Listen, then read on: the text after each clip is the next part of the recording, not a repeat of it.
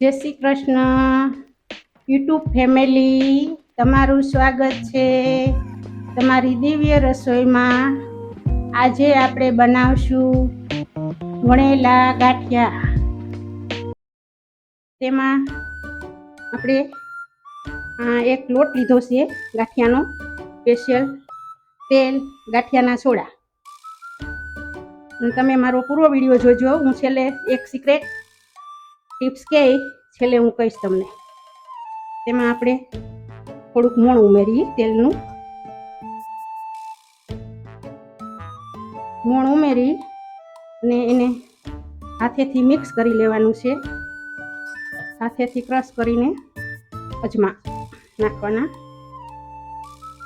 અજમા વગર તો ગાંઠિયા અધૂરા।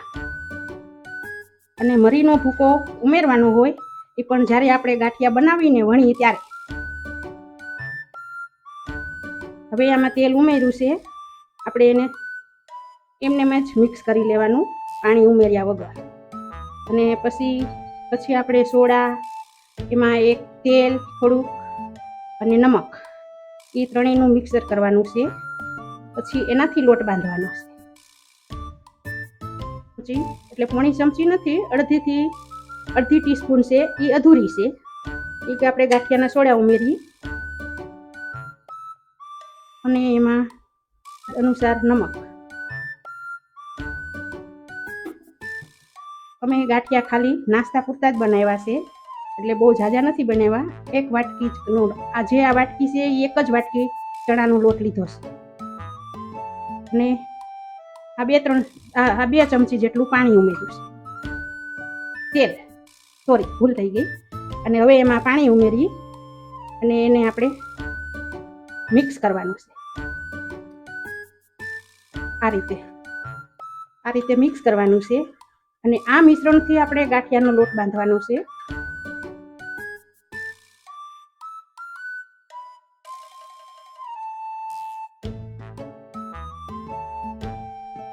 મીઠું, તેલ અને સોડા, એ ત્રણેયનું મિશ્રણ કરવાનું છે। એ આમાં મેઇન ટિપ્સ છે। પણ એક હું સિક્રેટ ટિપ્સ કહીશ, એ તમે પૂરો વિડીયો જોજો, હું છેલ્લે કહીશ। તો આવું વ્હાઈટ થઈ જવું જોઈએ, પછી આનાથી આપણે બાંધવાનું છે લોટ। હવે આપણે આ મિશ્રણ કર્યું છે, એ બધું આમાં રેડી દઈએ અને આનાથી આપણે મિશ્રણ કરી લઈ અને પછી જો પાણીની જરૂર પડે તો જ પાણી ઉમેરવાનું છે। અને ગાંઠિયાનો લોટ એવો બાંધવાનો છે કે ભાખરીથી ઢીલો અને રોટલીથી સેજ કઠણ, સેજ જ, એટલે તમારો ગાંઠિયો સરસ બનશે।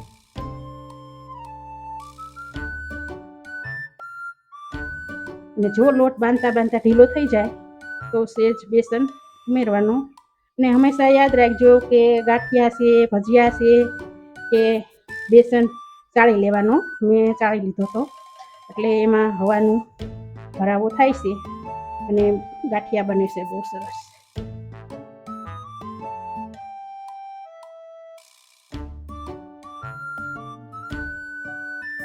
તો આવી રીતે આમ લોટ બાંધી લેવાનો। અને લોટ જો બહુ આપણને સોટતો હોય તો સેજ પાણીવાળો હાથ અને તેલવાળો હાથ કરવાનો, એટલે ચોટતો બંધ થઈ જશે। તો આ બંધાવા આવી ગયો આપણો લોટ। થોડીક મહેનત થાય આપણે બનાવવામાં, પણ માર્કેટ કરતાં આપણને ચોખ્ખા ગાંઠિયા ખાવા મળે।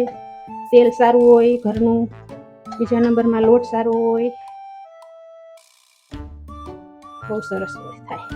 અને આ ગાંઠિયો તમને નડે નહીં, ખાવ ને તો રોટલી સાથે, થેપલા સાથે, સવારમાં નાસ્તામાં ગાંઠિયા, મરચાં અને ડુંગળી। તો લોટ આપણો બંધાઈ ગયો છે। હવે એને આપણે 20 મિનિટ રેસ્ટ કરવા દેવાનો છે, મૂકી દેવાનો, એટલે એ સેટ થઈ જાય એના રીતે। A few moments later. આપણો લોટ હવે સેટ બંધ થઈ ગયો છે, બાંધીને મૂક્યો તો ગાંઠિયાનો। તો એને આમ ઘડીક વાર આપણે કસળી લઈ, એને આમ લોટ જેટલો કસળી ચણાનો, આટલો ગાંઠિયાનો લોટ બાંધેલો એટલો જ આપણો વ્હાઈટ ગાંઠિયો થશે, બરાબર? એટલો આમ લોટ સફેદ થઈ જવો જોઈએ। ચાલો, અને તેલ આપણું મૂકી દીધું છે તળવા માટે। તેલ થાય એટલે ગાંઠિયા વણીને આપણે એમાં મૂકવા માંડીએ. ત્યાં સુધી લોટ આપણે આમ જરીક કસળીએ, મહળવો પડે એને, એટલે એકદમ વ્હાઈટ અને પોચા થાય. અને થોડા થોડા લોટમાં આપણે મરી ભેળવવા પડે.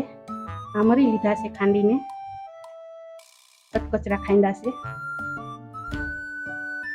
કેમ કે મરી ને અજમા તો ગાંઠિયામાં જોઈએ છે.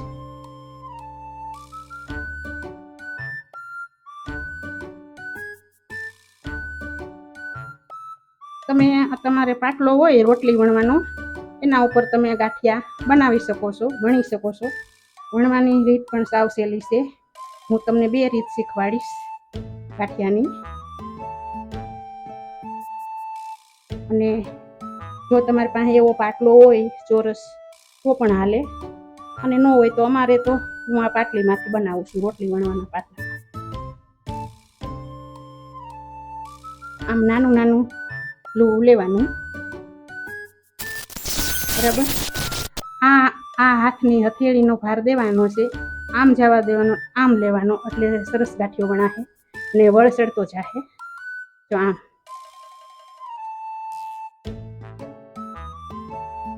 હથેળીથી જ વણવાનું છે, આ પાછલા ભાગથી અંતે. જો આમ વણાતો જાય અને ખાતો જાય, બરાબર. એમાં ડીશમાં મૂકી દેવાનો.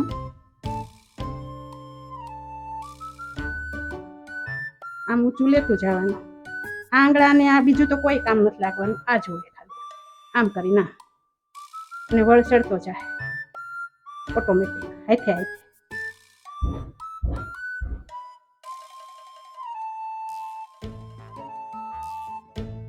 એકદમ ધીમા તાપે તળવાનું છે, બહુ ફૂલ તાપમાં નથી તળવાના.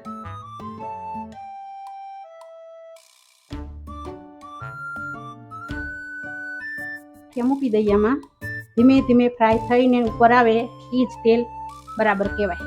જો આમ તેલ એકવાર આવી ગયા પછી ધીમું જ રાખવાનું છે ગેસ.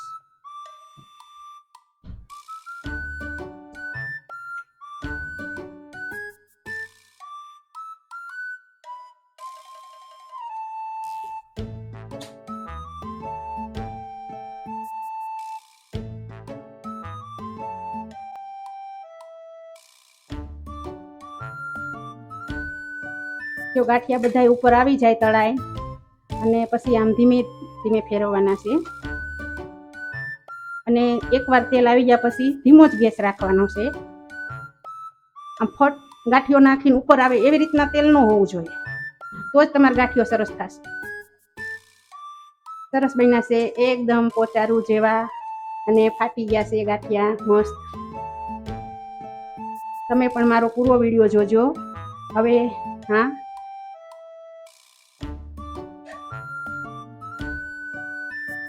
જો કેવા ગાંઠિયા ફાટી ગયા અને કેવા સરસ બન્યા છે.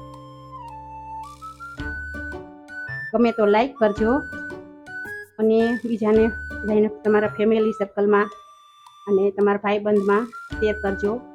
એક લાઈક જરૂર આપજો.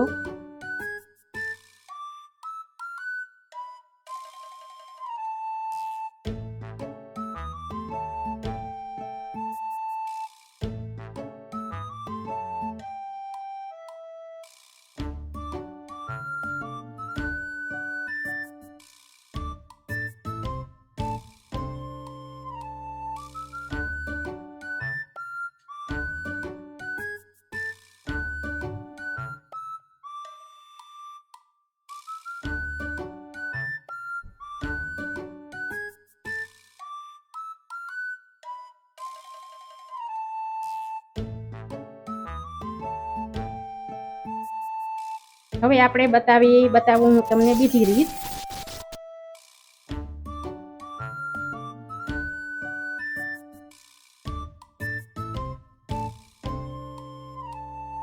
આ રીતે કરીને આમ કરી નાખવાનું છે.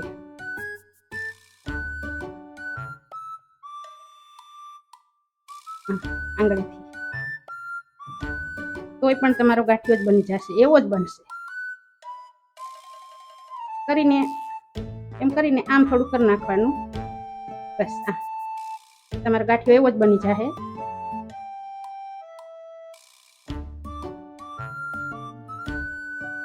જો તમને આમથી ન વણતા ફાવે ને તો આ રીતે કરો, સ્વાદ અને બધું એવું જ રહે, કાંઈ ફેર નહીં પડે.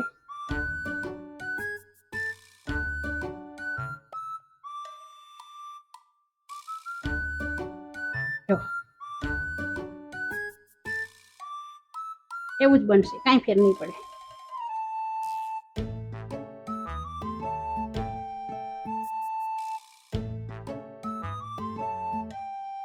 આ ગાંઠિયામાં અને ઓલા ગાંઠિયામાં તમને કોઈ ફરક નહીં લાગે, મસ્ત થાય.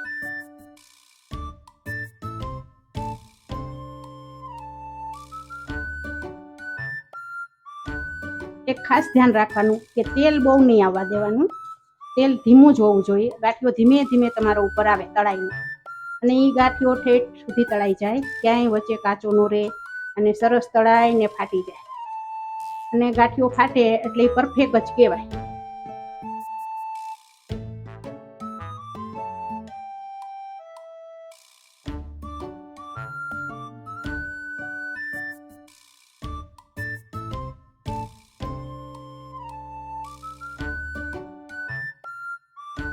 આ ગાંઠિયો આપણે તમને મેં બીજી રીત બનાવી શીખવાડી, એ રીતનો ગાંઠિયો છે. જો કોઈ ફરક લાગે?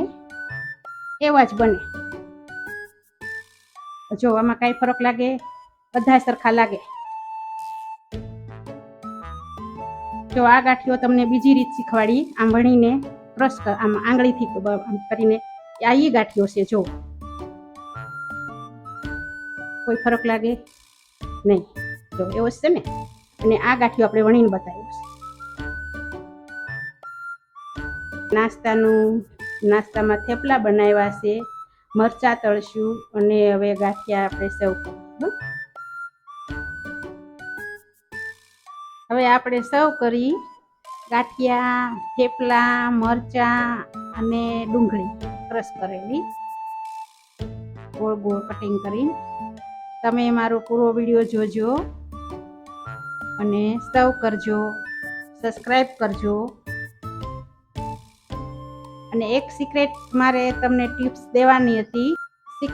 મારે જો તમને ટિપ્સ આપવાની છે, તમે ઘરે જો આવી રીતના ગાંઠિયા બનાવવા હોય તો તમે ગાય છાપ, ગુલાબ છાપ જે આપણે કરિયાણાની દુકાને મળે છે, એ કોઈ પડીકાના ગાંઠિયા તમે નહીં બનાવતા. આવા ગાંઠિયા એના નહીં બને. આ ગાંઠિયાનો લોટ તમારે ફરસાણવાળાની દુકાનેથી ગાંઠિયા અને ભજીયાનો લોટ મળે છે, ત્યાંથી તમારે લેવાનો. ગાંઠિયાનો લોટ આપે અને ગાંઠિયાના સોડા સ્પેશિયલ આપશે માપ સાથે. એ તમે બનાવશો તો આવા સરસ જ ગાંઠિયા પોચા, વ્હાઈટ અને ફૂલેલા બનશે. તમે આ મારો પૂરો વિડીયો જોજો અને ગમે તો લાઈક કરજો, શેર કરજો, સબસ્ક્રાઈબ કરજો. ત્યાં સુધી જય શ્રી કૃષ્ણ. અને તમે કોમેન્ટમાં જરૂર જણાવજો કે હવે તમારે મનપસંદ રેસીપી કઈ જોવી છે. ત્યાં સુધી જય શ્રી કૃષ્ણ, જય માતાજી.